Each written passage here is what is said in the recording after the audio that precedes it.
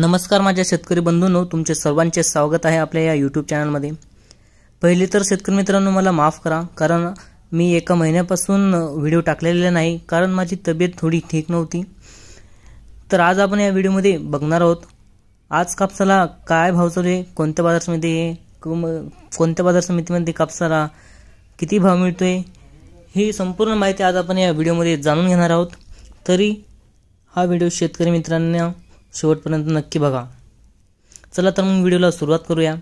पहिली बाजार समिती देऊळगाव राजा जात आहे लोकल आवकालेले 400 क्विंटलची, किमान दर भेटलेले 6800 रुपये, कमाल दर भेटले 7450 रुपये आणि सर्वसाधारण दर भेटलेले 7250 रुपये।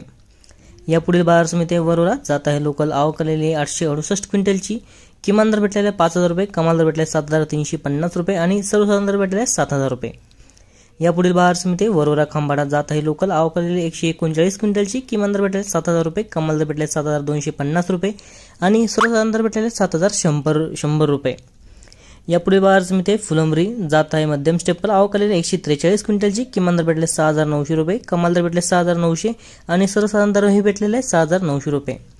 या पुढील बाजार समिती आरवी जात आहे H4 मध्यम स्टेपल आवकालेले 1324 क्विंटलची, किमान दर भेटले 6700 रुपये, कमाल दर भेटले 7400 रुपये आणि सर्वसाधारण दर भेटलेले 7000 रुपये।